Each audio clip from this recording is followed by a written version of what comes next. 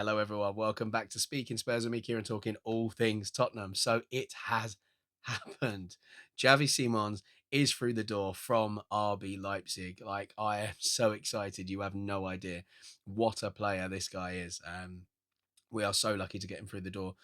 I didn't think this one would ever happen in a million years.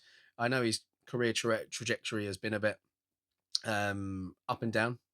Obviously, really big things as a youngster, kind of had to find out the hard way what it would be to really make it at the top. Huge talent and potential, though, when he came through the ranks as a youngster.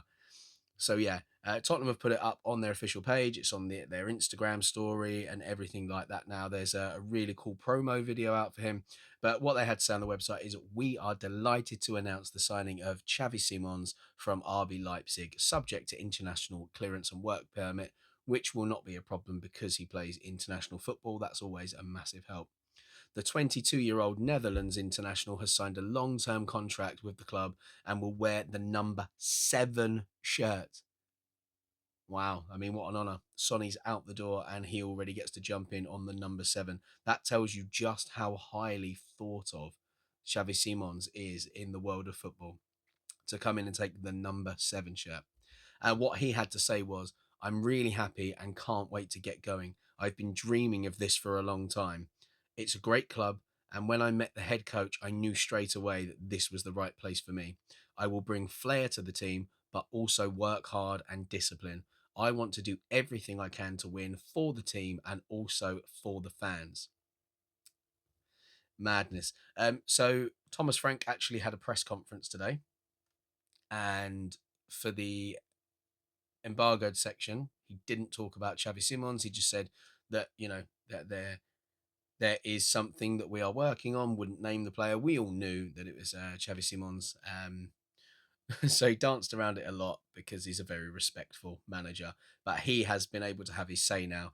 And he has said, I'm really pleased we've brought Xavi in. He's a great addition to the squad. He's still young. However, he already has good experience. And over the past few years, has played a lot of games at the top level. Xavi has proven his ability to get goals and assists, both from the number 10 position and the left wing. He also has a great eye for his teammates in terms of unlocking defences, and I know he will come in and be part of a good team that is already working hard together. Yeah, so, he's a young, proven attacking midfielder. He can operate centrally or on the wing, and it's not just the left wing. He has played in a number of positions. He's actually played up top before as well. Um, his early footballing days were spent with Spanish side club Deportivo Theda before he continued his development in the illustrious academies of FC Barcelona and then Paris Saint-Germain. I remember actually when he first went to Paris Saint-Germain, it was a massive, massive deal. And it was considered one of like the biggest transfers in the modern era for potential of a youngster coming through.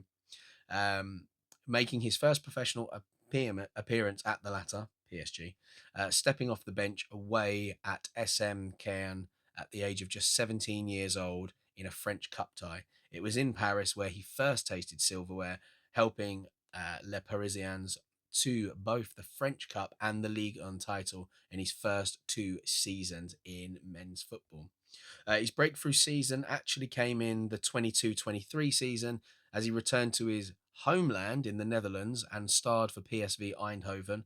He made a great start to life there with a goal on his debut, and PSV lifted the Dutch Super Cup. As a 19-year-old, he then went on to be named Talent of the Season after finishing as the Eredivisie's top scorer with 19 goals. That's incredible, to finish top scorer and not be a striker. He also helped the side claim the Dutch Cup in April 2023. I mean, he is a player with, he's got an eye for a pass, he's got an eye for a goal. He scored a banger against England. His stunning campaign in his homeland prompted PSG to re-sign him in the summer of 2023, but a loan to RB Leipzig soon followed, as did more silverware. So he, uh, bu- bu- bu- bu- bum. Yeah, more silverware followed, with the Dutchman helping Die Roten Bullen to the 23-24 German Super Cup on debut. Another impressive term followed for the midfielder as he contributed to 25 goals across all competitions, while he also earned himself a place in the VDV Bundesliga Team of the Season. Now, internationally, his senior debut came for Netherlands at the 2022 FIFA World Cup in Qatar. Came off the bench in a round of 16 clash with the USA. He became the youngest ever player to feature for his country in the knockout stages of the competition. And he was part of the Dutch side that reached the last four of the UEFA European Championships in 2024. And to date, he has a total of 28 international caps, scoring on 5 occasions. He is a fantastic player, and we are so lucky. It's not just compilations that I've watched of him, but obviously in Champions League games over the years, I've seen him play. And honestly, I really, really do rate him. If you get a chance, I know obviously the YouTube reels make every player look good, but just go on and have a watch. He does so many of these like nice little flicks. He scored a really good back heel goal in a game. Um, a bit like Eric Lamela, loves a Rabona. Especially at the byline. He loves to cross with a Rabona. I'm so excited about this. I can't actually hide it. And he's only 22 years old. It feels like he's been around forever because we first really heard of him as a 16-year-old when he really broke out, and then at 17 he was playing. But it feels like he's been around forever, honestly. But looking at his first team career as an adult at PSV, he made 34 appearances and contributed 19 goals.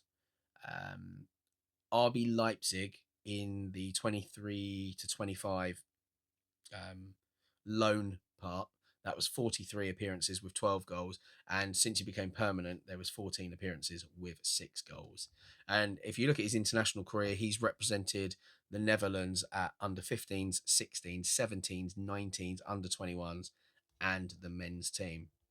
Honestly, it's such a great signing. He he works so hard. He really does. I think one of the things that people forget about him, because he's such a talented individual with the ball at his feet, he glides past players. He's kind of a combination of a James Maddison with a little bit of Decky, with a little bit of Pat Matassar. He's got quite a few elements to his game, but something he's great at actually is pressing. He really is great at pressing in the final third, and his ball recoveries are really top. They really are. Thomas Frank is going to absolutely love him because this guy is relentless. He will work so hard for the team. He's also so intelligent on the ball. I think he's going to hit the ground running. I really do. A lot of people need that bedding in period, but when he went over to PSV, into the Eredivisie, he settled in very quickly. And then when he went over to Germany, which is a step up, he then settled in again very quickly. So I'm impressed with that. And I have no doubts he will do the same going into the Premier League. I really do think he's that good. So, yeah, it's mad. If we talk a bit about his personal life, because it's quite interesting. At the age of 13, Simons had his first advertising contract with Nike. He then switched to Adidas in 2021 before joining Puma in 2023. But in August of 2018, he actually featured in a Nike commercial titled Awaken the Phantom. And that was alongside players like Philip Coutinho, Kevin De Bruyne, Neymar, Ronaldinho, Aubameyang, and even Andrea Pirlo. Like, how mad is that at that age? Like being thrust into that sort of area. But during his youth career, he amassed a large social media following on Instagram. He had over 2 million followers on the platform in 2019 at the age of 16 years old. In March 2020, he was named on Goal's Next Gen 2020 list of the 50 best wonder kids in world football, and he was also included in the Guardian's Next Generation 2020 in October. Um, following the death of Mino, I can't pronounce it, Raiola in April 2022, Rafael Pimenta then became Simon's agent, and he then changed his reputation again. representation again in May 2023, and he's now represented by Darren Dean. But my God, honestly, I am ecstatic to get this guy through the door. I really am. His style of football, I think he's got a bit of everything. I really do think that he does, and we are very, very lucky to have him through the door. So yeah, amazing. In terms of other targets, it looks like we are going to keep ourselves busy up until the close of the window. I'm just going to get myself back onto the homepage of where I was, because obviously I've released a couple of shorts today. I mean, credit to Jed Spence making the England squad. That's something that Thomas Frank spoke about in his press conference today. Um, Jed would have found out a little bit earlier. They, instead of a phone call, they quite often just get a text message now to let them know that they're in the squad, and then they get added into, I believe it's the WhatsApp group. So he would have found out a little bit earlier. Um, the rest of the team found out as the story was being broken, so they went out to train at 12. That's when it was announced. So he already knew. He went out. Some of the lads heard. There was a little huddle. Thomas Frank said a few words. There was a round of applause from everybody, some hugs and stuff like that. So that was a nice little moment for him. But yeah, looking into it, there's lots of transfer rumours going around now saying that we're in for more players now. Xavi Simons is over the line.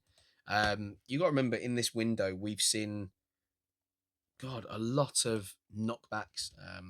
Obviously, the first players we were actually looking at was Brian Mbeumo, who obviously wanted just Man United and ended up going there.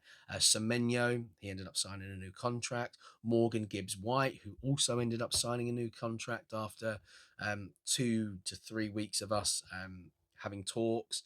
And then the Eze situation, he ended up then obviously being, we got gazumped and he went to Arsenal. We've looked at El Canous. We've looked at Conor Gallagher. A really interesting one, and I don't really understand this. Alongside Simons, Tottenham enter the race to sign the spectacular £78 million midfielder. This has got to be a joke. Fermin Lopez, who is the player that Chelsea were actually looking at to sign instead of Xavi Simons. I don't understand where this one has come from. I mean, it's been a pretty slow transfer window for us. Obviously, we've got more players through the door than we thought, but Matisse Tell was always in the pipeline. Danzo was always in the pipeline. But I don't understand where this one has actually come from. This has just got to be some sort of paper talk or agent talk to try and drum up the fee and get Chelsea moving in on this one. I can't see it. His versatility, though, would make him a useful option for Thomas Frank. Um, Again, 22, another youngster. He's described as spectacular. Um, Predominantly played as a central midfielder, whether that be deeper or in the attacking position during his career. But he's also capable of playing out wide. And this is what Frank likes. He enjoys players that can play multiple positions. And that's more because of his style of play. Because he's so adaptable, it's great to have players that can also adapt, because it means there's more that he can do in games. He was actually asked this question today about um, whether it's important for players to have a set position or have a bit more flexibility in the approach. The answer he kind of gave was a bit not wishy-washy, but I think what he was trying to get at is when they're younger, there's no reason why they shouldn't be able to play multiple positions. But as they come towards the end of their career, the latter years, maybe even the prime, it's quite useful for them to have a nailed down position. Unless, of course, you're James Milner. It doesn't really matter then. But yeah, yeah, this I don't really know where this one has actually come from, because from what I've heard, Barcelona don't really want to let him go. He also doesn't want to go. So I don't understand where all these links are coming from to this player. It's got to be just to drum up interest from Chelsea. What else is going on at the moment? So I spoke earlier on the YouTube shorts about Nathan Ake and Kanji being targets. Of the two, I think if you want a player for now, it's much better to go for Nathan Ake just because of his age, 30 years old. He's then not really blocking the path for anyone to come through. He just adds that bit of experience in there, can come in and do a job straight away. We're not really going to have to. Well, I mean, don't get me wrong, Akanji's a very good player as well. But I just think Nathan Ake for right now makes more sense. If you sign Akanji, you've then got another player for people like Vuskovic and Kota Takai to have to compete with over the coming years. I don't really see the point in that, if I'm honest. So yeah, it'll be interesting to see what happens there. And another name that I said Conor Gallagher earlier. That name has actually popped up again throughout today. I don't know how much truth there is in that. I think there's quite a few clubs looking at the possibility of signing Conor Gallagher, and I don't see why not. I think he's a very good player. I think he's got a great engine. Is he necessarily the most creative? No, but is that an issue for us right now? I don't think so. With Xavi Simons coming in, Pat Matasar has actually proven that he can play a completely different way to we've seen before. Kudus can play through the centre. You've also got at some point Kulusevski will come back, and then eventually, probably not this season, or if it's going to be, it's going to be right near the end. James Maddison picking up a few minutes here and there. So I suppose if you do sign another creative midfielder, it's a bit of a waste of time unless you know that once Maddison is fit again, you're actually looking to move him on.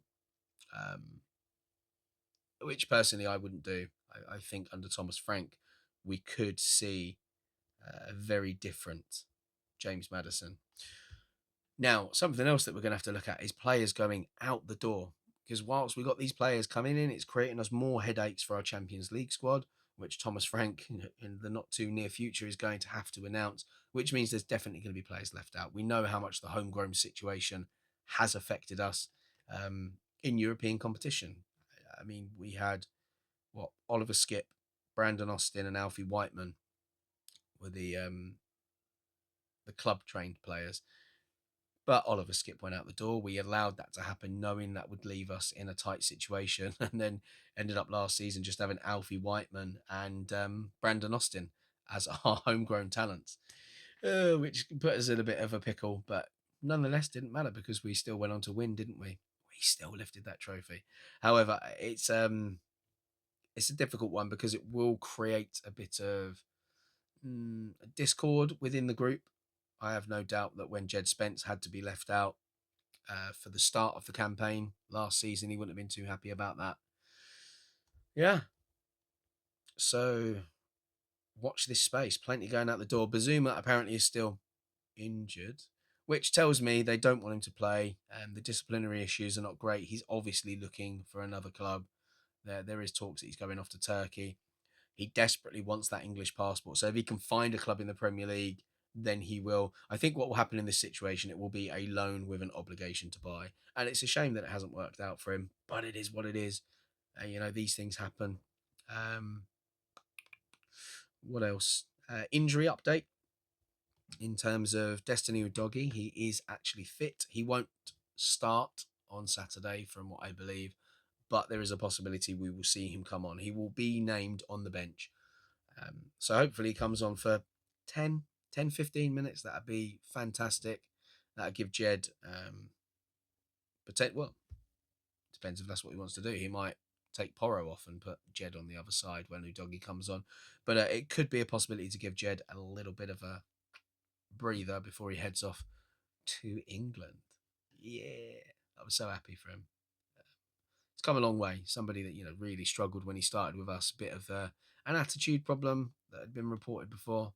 But in terms of actually, hang on, let's have a look and see if there was any extra update on the Conor Gallagher. But in terms of other players, I have no doubt we're going to be linked with many people tomorrow, and maybe even later this evening. But I'm actually off out tonight. I'm off out to a rehearsal for the show. And if you can see behind me, I'll just show you, like, there's a load of crap about boxes and stuff because I'm going to be moving at some point. Going to be buying my first house. Exciting times. So I'm trying to juggle. I know I said that I'd be here more often, and I am going to be here more often now doing more videos, but I'm actually going to be juggling doing a show, whilst moving houses, whilst doing my full time job, my Monday to Friday, um, and trying to fit in playing football and going to the gym and seeing my friends because that stuff is obviously important too. But anyway, I digress. It does say here Tottenham are ramping up their transfer business in the final few days of the window, and it could include a move for Atletico Madrid's Conor Gallagher. Spurs seem to have snatched Xavi Simons, which they have, uh, away from Chelsea. 14 years that's taken us revenge. 14 years. Um, yeah. Pretty much the way that Eze was snatched from us. Do you know what? I'm not even bothered anymore about the Gibbs White and Eze situation because I think we've ended up with a player with the most potential. But yeah, we're now looking to add even more depth to that midfield after missing out on Gibbs White earlier in the summer and turned our attention to Gallagher. So why are we looking at Gallagher then? So he left England last summer, joining Atletico Madrid from Chelsea for a fee in the region of 42 million euros. He was part of the England squad that reached the Euro 2024 final and captained Chelsea regularly in the 23-24 season following extended absences of Reece James and Ben Chilwell. And I think a lot of us were actually shocked when Chelsea let him go. We were very much trying to be in the mix for him at the time. Chelsea didn't want to do business with us. Um, I wonder if Gallagher would have come to us had the opportunity really have presented itself. And I think it would have been a really good addition. I know a lot of people don't appreciate him in a footballing sense, but it's a lot of the work that he does off the ball that is what is so good about him. But anyway, Spanish outlet Marca, who not always the most reliable source. A lot of stuff comes through them. In their Friday edition, they've claimed that Tottenham are stalking the midfielder and they are the club most interested in him before the transfer window closes on Monday. Atletico Madrid do not want to sell Gallagher and are believed to want more than the 42 million euros that they shelled out 12 months ago in order to let him leave. They consider their business finished, and only a move for Gallagher would change that. So by that they mean if somebody comes in for Gallagher and they agree to sell him, they would then have to replace him. It's not something they want to do. But we're not the only English team interested in securing his services this summer with Crystal Palace, a team that he actually was on loan at in the 21-22 season. I thought he was excellent in that season. I really did. That was when I first really started looking at him as a real good engine player. Yeah, they're keen on taking him back to Selhurst Park.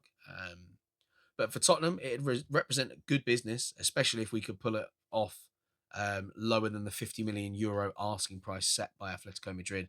And we all know he's a tenacious midfielder. He's incredibly versatile and would provide excellent depth for the team as we head into the Champions League. And I think that's the most important thing right there. We've got decent players in midfield, but some of them are going to have to go out the door. We're going to be losing Brian Hill, probably Manuel Solomon if we can get him out the door. Bizuma as well. Bentancur hopefully will sign a new contract very soon, but Bentancur and Palhinha will play together a lot with the possibility of rotating when there's rest. And then you've got your players like Bergval and Pat Matassar. They're kind of your engine rooms. Um, with Pat Matassar, running around everywhere. Slightly more advanced now under Thomas Frank than he was under Ange Postecoglou. Bergval setting a little bit deeper, but he is also better on the ball in terms of his passing ability. But I think Pat Matassar's really added to that driving ability with the ball. But Conor Gallagher would just represent something a little bit different. He is a presser. He is somebody that's an engine. But he's also got a lot of experience, which is something that I think we need in that more tenacious midfielder role. I think Pat Matassar, once he really hits his peak, he is going to be a top player. I really do think he is. And we've all seen what Bergval can do. A little bit inconsistent at times, but he's young, he's learning his trade. And I think someone like Conor Gallagher would just come in and really settle that midfield. I'm not saying he's going to play every single game, but he would get a lot of minutes. And yeah, that Champions League experience that he's got, that calmer head that he's getting a little bit older, um, I think would really make for a good addition. I know there's going to be lots of Spurs fans out there that are really not overly fussed, but it is what it is. I think sometimes you have to look at the squad as a whole rather than whether they are like this standout stellar player that we really need. So What else has just come in? I don't know how reliable Emilio Galantini is, but apparently we are weighing up an ambitious late signing, and that is, I don't know why they do this. They do their articles and they just put all the crap in it that you don't want to look at first, and then you have to keep scrolling until you get to it. But yeah, so they're talking about Savinho. I thought it might be. Um, yeah, it's been a really difficult one. It seems to be there's just somebody on the board that doesn't want it. Um, yeah, I think we're going to continue to look at it and go in for him, but it looks like we're also speaking to Aston Villa about signing Morgan Rogers, and I know this is another one that's been going on for the whole of the window. Um, so they're saying Morgan Rogers would be an ambitious move for Tottenham. The main thing with Villa at the moment, there are those financial issues hanging over them, which is strange because from what I've been told is they're not as bad as they were looking to start with because they've moved a couple of players on. Jacob Ramsey, that was the one that kind of pushed it over the edge, and they should have been fine. So maybe they're just really looking to steady the ship at this moment. I don't think it's someone they necessarily want to go out the door. I don't think they're pushing for it. But if a decent offer came in, I think they would entertain it. So they have said they haven't been able to spend big, so they want to keep the players they have got, and that will direct Morgan Rogers' future and whether they let him go.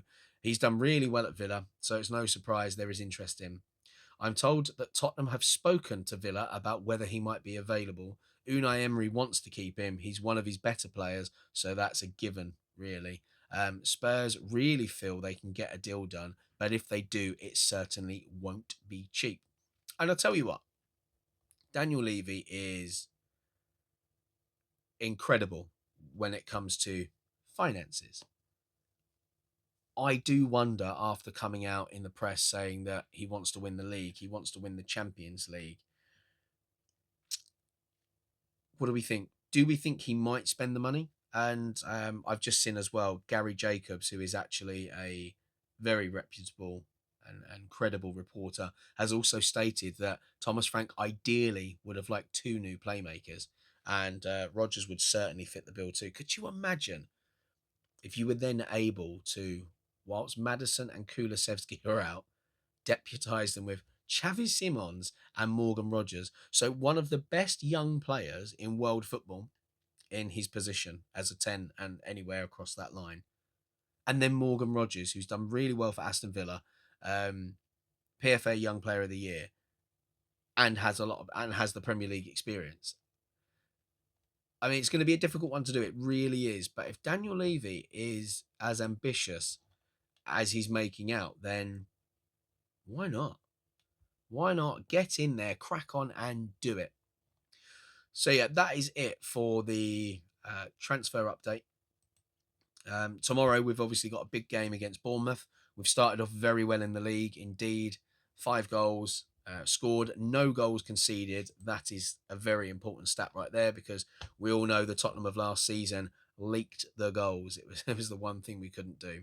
So we'll try and make it 3 wins in 3 games to start life under Thomas Frank on Saturday. And that'd be great. Could you imagine going into the international break with 3 wins? It'd be absolutely fantastic. So yeah, enjoy that game.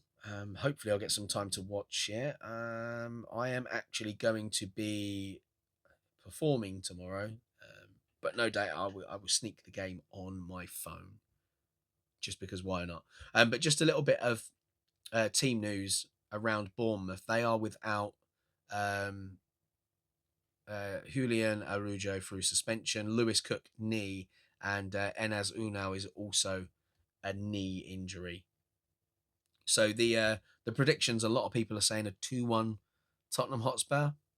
What do we think? I'm really thinking that we might not concede. I don't want to jinx it, I really don't. But if we could go into that international break completely clean sheets, that would be fantastic. As I said in a short earlier, a YouTube short that I wasn't under the impression that Xavi Simons was going to be able to take part in the game, and we would have to wait until after the international break against West Ham. But there is news that we might have got stuff pushed through quick enough that he could make the game. I don't know if it's the right thing to do.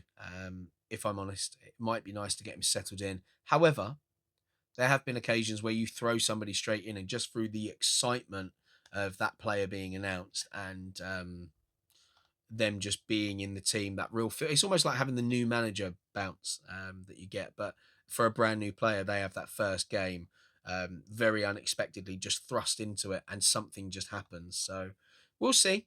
We shall see. Keep an eye out. So thanks for sticking around. I have been Kieran from Speaking Spurs. I hope you enjoyed that. I'm certainly enjoying being back talking to everybody. So don't forget to like, subscribe, and comment. It helps grow the channel. And helps give me the motivation to keep doing it. But yeah, I'll speak to you tomorrow, because once I'm done with the promo day, the singing publicity day that I've got to do, I will be coming back to make a video to talk about that, hopefully, third win of the season. Take care. Come on, you Spurs.